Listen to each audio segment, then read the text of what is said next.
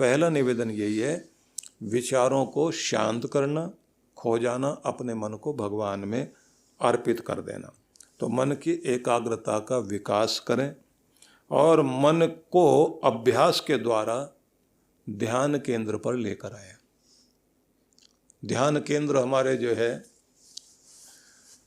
7 जो ऊर्जा के वे सर्किट माने जाते हैं, जिसको हम चक्र कहते हैं, उनमें किस पर आप ध्यान करते हैं, या फिर आज्ञा चक्र में। और विशेष रूप से जो है माना जाता है कि या तो आप आज्ञा चक्र में ध्यान कीजिए या फिर अनाहत चक्र में ध्यान कीजिए। अनाहत चक्र में जब आप ध्यान करते हैं तो यहाँ से आपके अंदर प्रेम का और उदारता का संचार होता है, विशालता आती है आपके अंदर, बड़प्पन आता है। और अगर यहाँ ध्यान नहीं रहे और ये विकृत रहे तो ऐसे लोगों के अंदर ईर्ष्या बहुत होती है, दिल का छोटापन बहुत होता है, दिल में किसी के लिए जगह नहीं, सिर्फ मैं, मेरा परिवार, मेरे परिवार में भी चुन लेता आदमी, मेरे ये वाले चाचा, ये वाले मामा, ये वाला भाई, चुन के 1 या 2 लोग और ज़्यादा छोटा कर ले आदमी। तो मैं, मेरी पत्नी, या मैं, मेरा पति और मेरा बेटा, बाकी मुझे कोई लेना देना नहीं किसी से। विशालता आते ही कन्या जिस घर में ब्याई गई तो अपने पति के साथ पति के जितने रिश्ते हैं, उसके भाई, उसके माता पिता, उनको वो अपना मान करके उनके प्रति समर्पित हो जाती है। और कमाल की बात ये होती है कि सास ससुर की बीमारी के समय में जिस तरह से नर्स भी कोई सेवा नहीं कर सकती, उस तरह से सेवा करती है, क्योंकि उसने अपनापन वहां तक लेकर गई कि भगवान ने मुझे बदले में, उन माँ बाप के बदले में ये माँ बाप दिए। अब ये हृदय की विशालता है। जिस जगह भी आप ध्यान करेंगे वहीं से वो विशालता शुरू हो जाएगी। हृदय में आप करते हैं तो उदारता आएगी, विशालता आएगी। इसलिए कहते हैं मह पुनातु हृदय, भगवान हमारे हृदय को पवित्र करो और किस रूप में, इसे इतना विशाल कर दो, इसमें इतना बड़प्पन आ जाए कि सारी दुनिया इसमें समा सके, मैं सबका हो जाऊं और सब मेरे हो जाए। इसलिए आप यहाँ ध्यान करें या आप आज्ञा चक्र में ध्यान करें। आज्ञा चक्र में ध्यान करते हैं तो ये भी एक बात ध्यान रख लीजिए, भावों से नीचे तक माना जाता है कि यहाँ तक आपके संसार है और यहाँ से ऊपर करतार। इसलिए ब्रह्मरंध्र तक पहुँचने से पहले कहा जाता है कि ये सीधा रास्ता जा रहा है। इसी को लेकर के महिलाएं जो सिंदूर यहाँ से यहाँ तक ऐसे लगाती हैं, तो इसका मतलब ये है सौभाग्य की निशानी मानते हुए जो परम नाथ है परमात्मा, उसका मार्ग। और उसका मार्ग कौन सा? कहते हैं कि किसी भी व्यक्ति के जीवन में नेम और प्रेम, ये 2 चीज़ें बहुत जरूरी है। अगर आप भगवान तक पहुंचना चाहते हैं या अपने रिश्तों में आप गहरे उतरना चाहते हैं, तो एक तो मर्यादा और कुल की परंपराओं का ध्यान करके चलिए और प्रेम करके चलिए। मर्यादाओं का ध्यान है घर का, तो घर के प्रति प्रेम भी रहेगा और उसके नियम भी निभाओगे। तो नेम से प्रेम और प्रेम से नेम। नियम इसलिए करो कि ईश्वर के प्रति प्रेम जागा रहे, और प्रेम निभाते हुए, पूजा पाठ करते हुए इस बात का ध्यान रखो कि नेम निभता रहे, नियम निभता रहे। इसलिए पुराने लोगों ने जो बहुत सीधे साधे शब्दों में बोलते थे, वो कहते थे नेम और प्रेम, ये 2 चीजें ही आपको आगे लेकर के चलेंगे। प्रेम ही श्रद्धा है, प्रेम ही भक्ति है, और नियम में जो है आपकी नियमितता चाहिए। और ये भी कमाल की बात है कि आपके जीवन में नेम हो या ना हो, लेकिन प्रेम जरूर होना चाहिए। प्रेम जो है वो भक्ति है भगवान के प्रति। जितना जितना आपका प्रेम होगा उतना उतना आप आगे आएंगे। तो इसलिए कहते हैं मन को अभ्यास के द्वारा ध्यान केंद्र में ले जाना चाहिए।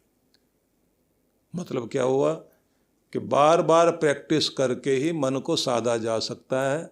आपका मन, इतना अभ्यास चाहिए मन के लिए कि अगर कोई आदमी माला जपता है या रोज सैर करता है या मंदिर जाता है और किसी दिन ऐसी स्थिति हो गई कि नहीं जा पा रहा है, शरीर साथ नहीं दे पा रहा है, तो कहते हैं तन को भले ही वहाँ ना ले पाओ, ना ले जा सको, मन को जरूर ले जाना।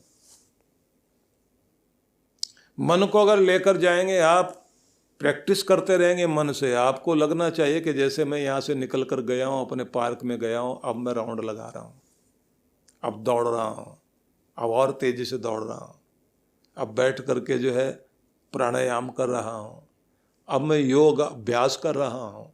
वो सब कुछ आप मानसिक रूप से वैसा करते चले जाइए, मन को आदत पड़ी रहेगी। नहीं तो मन को 2 या 3 दिन आपने छोड़ दिया तो उसको ऐसी आदत पड़ जाती है कि जिसमें ज़्यादा दबाव ना पड़े, ऐसे काम के लिए मन बहुत खुश होता है। जिसमें हमें ले जाना पड़े, धक्के के साथ ले जाना पड़े, उसमें मन जाना नहीं चाहता। अगर आप रोज अभ्यास करते जाते हैं तो ये बात ध्यान रख लीजिए, फिर मानसिक रूप से आप भले ही शरीर से ना जाएं, मन से जरूर जाओ। मन से अगर आप जा रहे हैं तो तन से भी जाओगे। मन से कोई काम कर रहे हैं तो तन से भी करोगे, और अगर मन से नहीं कर पा रहे हैं तो तन से तो होगा ही नहीं। तो एक नियम ये हो गया कि आपको अभ्यास करते रहना है। जितना मन के द्वारा अभ्यास करते रहोगे आपको सफलता मिलती जाएगी। तो पहला सूत्र ही है, मन मना भाव, मेरे मन वाले बन जाओ। मन मुझे दो, मन की एकाग्रता साधो, मन मुझ में लीन हो जाए, मन को तल्लीन करना सीख जाओ, मन को विचारों से रहित करना सीख जाओ। और इसके लिए जरूरी है कि निरंतर का अभ्यास जारी रहे। तो सबसे पहला शब्द आया मन मना भाव, मेरे मन वाले, मुझ में चित्त लीन रहे। तो इसे कहते हैं ध्यान की भूमिका। और इसी तरह का श्लोक जो है वो 90वें अध्याय में 34वां श्लोक भी आप देखेंगे तो वहाँ पर भी यही श्लोक आया है। बस उसमें थोड़ा सा माम एव एष्यसि युक्त्वा एवं आत्मानं मत्परायणः, इतना थोड़ा सा अलग है। यहाँ लिखा है माम एव एष्यसि सत्यम ते प्रतिजाने प्रियोसी में। यहाँ आश्वासन दिया भगवान श्री कृष्ण ने कि मैं तुम्हें ये विश्वास दिलाता हूँ कि मुझ तक पहुँच जाओगे, मुझे प्राप्त कर लोगे। ये तुम्हें सत्य वचन कहता हूँ। कैसे पहुँच जाओगे? बस 4 बातें करनी है। 4 शब्दों के माध्यम से तुम मुझ तक पहुँच सकते हो। तो पहली बात हो गई, मन को निर्विचार करते हुए मुझ में लीन करने की प्रैक्टिस करो। मतलब ध्यान करना सीख जाओ। ये पहली बात हो गई, और इसे छोड़ना नहीं। हर दिन भगवान में लीन होने वाले बन जाओ। और फिर एक बात और भी कमाल की है कि ध्यान में पहुंचने के बाद आप जिस की कामना करते हैं, जिस चीज को भी बाद में आपको ध्यान से लौटते समय, ध्यान पूर्ण हो गया तो जैसे नींद पूरी हुई, अब आप लौट रहे हैं, लौटते समय आपके मन में कोई एक भाव रह जाए, वो भाव जो है आपकी कामना बन जाएगा और उसको तथास्तु कह दिया जाएगा, तो वो चीज़ आपकी पूरी होती है। ये एक कमाल की चीज़ है। इसलिए ध्यान वाले लोगों को केवल भाव मन में लाना है और वो चीज़ें समय समय पर आपके सामने आएंगी जरूर, आपको मिलेंगी जरूर लौटते हुए। ये बात ध्यान रखना कि उन कामनाओं को लेकर ध्यान नहीं करना। ध्यान परमात्मा में रहे, ध्यान भगवान में जाए आपके, और आप उसमें लीन हो जाएं। लेकिन ये बात जरूर ध्यान रखना कि भगवान में जाएं लौटते समय, जब आपका ध्यान पूर्ण हो जाए लौटते समय, तब आपके मन में कोई एक अभिप्सा जागी हुई हो। आप महसूस कर रहे हैं कि आप एक सुंदर अच्छे घर में हैं, खुशहाल जीवन जी रहे हैं, और प्रभु की कृपा आप पर हो रही है और आप उसको धन्यवाद कर रहे हैं कि मैं बहुत खुश हूँ। और फिर उस घर में उस मंदिर को भी महसूस करना जिसमें बैठकर आप उसका ध्यान करते हैं और खुशियों को महसूस करते हुए अपने आप को ये कहते हैं कि प्रभु मुझे अपना उपकरण बनाओ, आपकी इच्छा मैं अपने माध्यम से पूरी कर सकूं। मेरी प्रतिभा, मेरा टैलेंट, मेरी बुद्धि, मेरी शक्ति, मेरा सामर्थ्य आपकी राह में लगे और खुश होकर आप उसे करते जाएं तो आप देखेंगे कि भगवान आपको वैसा अवसर देते हैं। ध्यान से बहुत कुछ पाया जा सकता है, पर कमाल की बात यह कि शुरुआत में आपको ध्यान लगाने में ऊब महसूस होगी। आप ध्यान लगाने के लिए बैठोगे नहीं, बैठ भी गए तो फिर आप कहोगे कुछ होता तो है नहीं, चलो कुछ और ही करते हैं, उठ खड़े होंगे। इसलिए शुरुआत में ये किया जाता है कि मन को एकाग्र करने के लिए अभ्यास जरूरी है। अभ्यास भी बनाए रखने के लिए प्राणायाम जरूरी है। प्राणायाम करते करते आप जो है अपने मन को एकाग्र करें, किसी धुन के सहारे, किसी ध्वनि के चलते चलते आप एक जगह लीन हो जाएं और उसके बाद आप जहाँ बैठे हैं वहाँ स्थिर हो जाएं। अपने आप को शिथिलीकरण की विधि के द्वारा इतना शांत कर लें कि आपका शरीर तनाव रहित और शांत और संतुलित हो जाए। उसके बाद आप जागृत अवस्था में जैसे नींद ले रहे हो। जागृति की नींद ही वो है जहाँ मस्तिष्क सो जाए और आप उसके अंदर खोकर स्थिर हो जाए, आपका मौन सद जाए। बस वहाँ से कमाल शुरू होता है। थोड़ी प्रैक्टिस करने से बात बनती है। जब नींद का अभ्यास आप सबको है तो जागृत नींद ही तो ध्यान है, जहाँ आप अपने आप को एक शून्य अवस्था में ले आते हैं, जिसको सैजों ने कहा जो जागे सो, जो सोवे सो शून्य में। शून्य में सोना सीख जाए आदमी, जागे तो हरि नाम, भगवान के नाम में जागना सीख जाए। मतलब जागृत अवस्था में भगवान का नाम जो जप रहा है, भगवान के नाम में जागा हुआ है। क्योंकि लोग सोए सोए काम कर रहे होते हैं, आधा मन इधर आधा मन इधर। और हम किस तरह के हो गए हैं ये बड़ा विचारणीय है। एक व्यक्ति, अद्भुत व्यक्ति, सारा दिन मेहनत करता है, दौड़ता भागता है, नशा है उसको पैसा कमाने का। अब पैसा कमाने के चक्कर में ना तो उसको अपने बच्चों का ध्यान है, न उसको अपनी नींद का ध्यान, ना अपनी सेहत का ध्यान, न उसे ये पता कौन सा मौसम कब आया कब गया। कोई त्योहार भी त्योहार नहीं लगता। घर के लोग कोशिश करते हैं कि उस व्यक्ति को समझाया जाए, लेकिन वो दूसरों को ही समझा देता है। अब एक दिन घर के सब लोग बैठे हुए हैं और वो फोन पर किसी से बात कर रहा है। मेरा टाइम बड़ा कीमती है, कम से कम 6 लाख रुपए महीना कमाता हूँ, 10 घंटे रोज काम करता हूँ, 1 घंटे का 2000 रुपया मेरा लगता है और तुम मेरा टाइम खराब कर रहे हो। अब ये उसकी बात सुनने के बाद कि मैं 20,000 रुपये कमा रहा हूं रोज के, सवेरे निकलता हूं, 9 बजे निकलता हूं, 7 बजे तक काम करके लौटता हूं, मेरा समय बहुत कीमती है। घर के लोग सब सुन रहे हैं। अब उस घर में 2 बेटियां और 1 बेटा।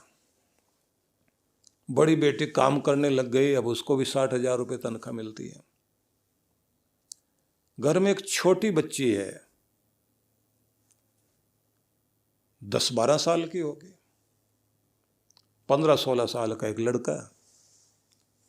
अब तीनों को लगता है कि हमारे पिताजी का समय बहुत कीमती है और उस कीमती समय से ये पैसे तो बना रहे हैं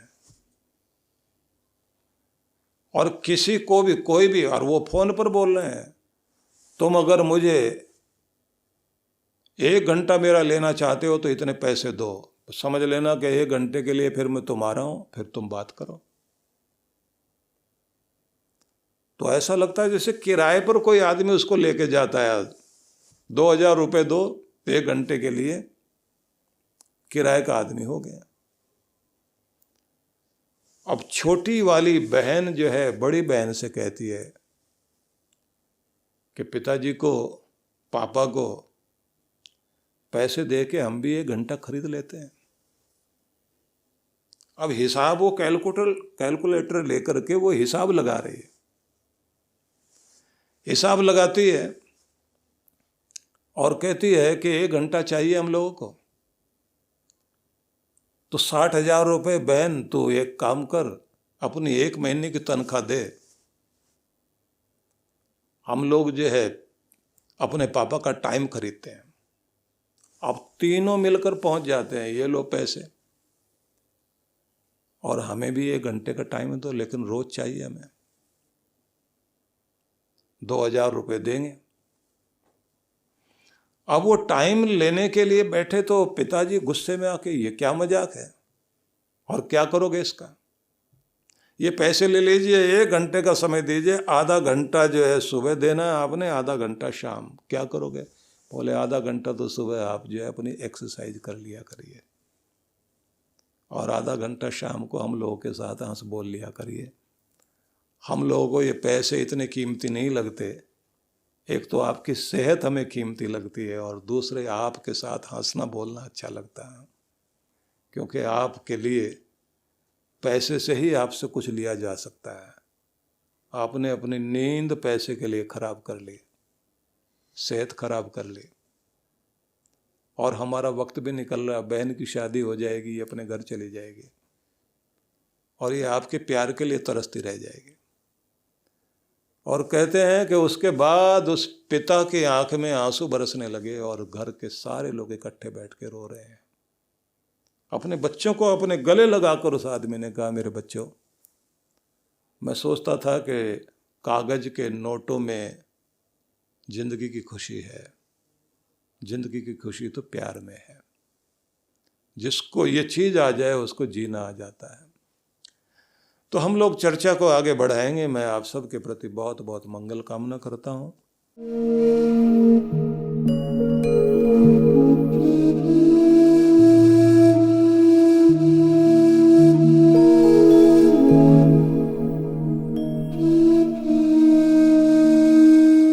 अन्नपूर्णे सदा पूर्णे शंकर प्राण वल्लभे ज्ञान वैराग्य सिद्ध्यर्थम भिक्षाम देहि चा पार्वती।